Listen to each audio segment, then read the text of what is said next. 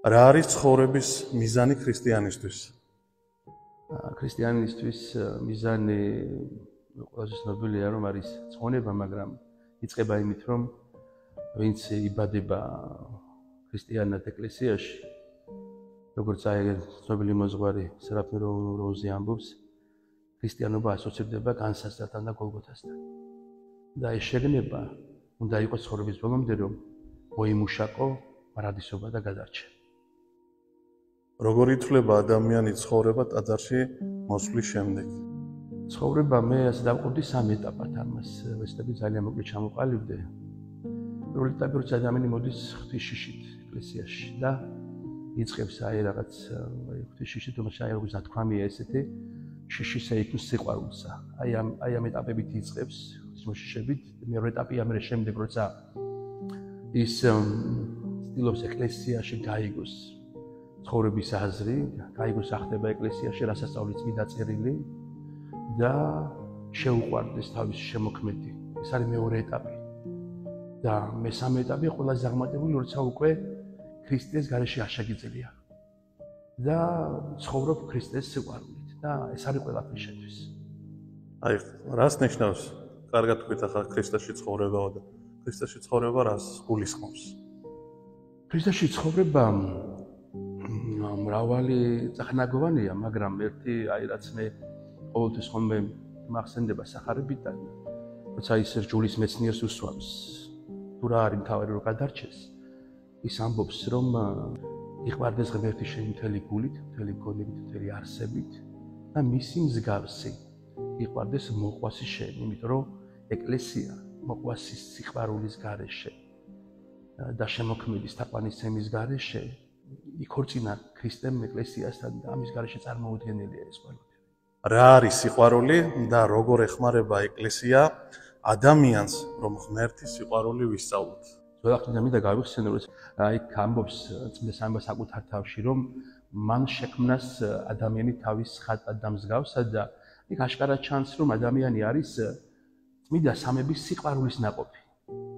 და ეკლესია, რომელიც ქრისტემ დაადგინა და კარგად აი ჯვრისწერაში მოცემული, აი როგორც ქრისტემ გასწირა თავი ეკლესიისთვის და წმინდა ხო იგი და დაადგინა იგი როგორც ჩვენი მშობელი და წარმოუდგენელი ამის გარეშე სიცოცხლე, რომ სიყვარული ასოცირდება შობასთან, სიცოცხლესთან და ეს გაკავშირებს ყველაფერი იმასთან, რომ ეკლესია მხოლოდ მარტო არ არის ერთი რაღაც სუბიექტი, არამედ არის ქრისტესთან ერთად, რომლის თავი უფალია, მისი დაარსებული არის ეკლესია და მისი სხეულია.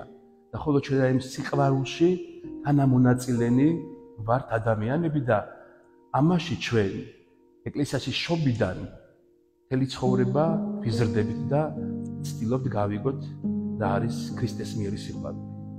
რა არის ყველაზე დიდი სიყვარულის გამოხატულება წმინდა წერილში? წმინდა წერილში გამოხატულება სიყვარულის მრავალია, მაგრამ განსაკუთრებულია ქრისტესგან კაცება. აი როგორია წარმოიდგინეთ ახლა თქვენ ღმერთმა, რომ თავისი ქმნილების სხეული შეისხას და რა დიდი სიყვარული და გამოავლინოს, რომ მისთვის ჯვარს ეცვას და შემდეგ კიდე გამოისყიდოს ის და პირვანდელ დიდებაში დააბრუნოს. როგორ უნდა შევინარჩუნოთ სიწმინდე თანამედროვე? სიწმინდე არის ძალიან ესეთი მდგომარეობა, რომელიც არ მოიაზრებს მხოლოდ ხორციელ ქალწულებას და უმანკოებას. აი თუნდაც მოვიყვანოთ 10 ქალწული სახარებიდან 5 გონიერი, 5 სულელი. ვერცერთი ვერ ცხონდა მხოლოდ თავისი ფიზიკური ქალწულებით, იმიტომ რომ მათ საქმეები აღარ გააჩნდათ. ასე რომ სიწმინდე არის საკუთარ თავთან მუშაობა, რომელსაც უნდა გააჩნდეს ძალიან დიდი საქმეები.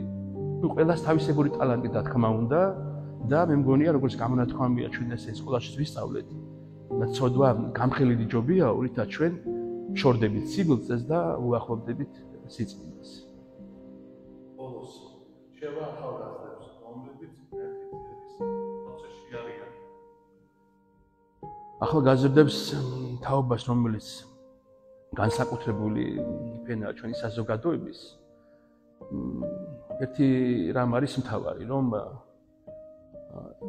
თავისუფლება არაერიონ თვითნებობაში და ყოველთვის უნდა ჰქონდეთ მოკრძალება იმათი, ვისგანაც ღებულობენ საზრდოს, პატივისცემა, არა რაღაც იძულებით ან ვალდებულებით, არამედ ნებაყოფლობით, სურვილით, სიყვარულით, კრძალვით და ეს ყველაფერი უნდა აი ამ სოციუმში და ცხოვრობენ, მათთვის უნდა იყოს სასურველი და უნდა ეძიებდნენ ყოველთვის მაგალითებს ეკლესიისგან, წმინდა მამებისგან და იმ საზოგადო ძირეული სამაგალითო მოღვაწე პირებისგან, რომელიც ტოვებს დღევანდელ სიბრძნესა და ძალიან სამაგალითო სწავლებას მომავალი თაობისთვის.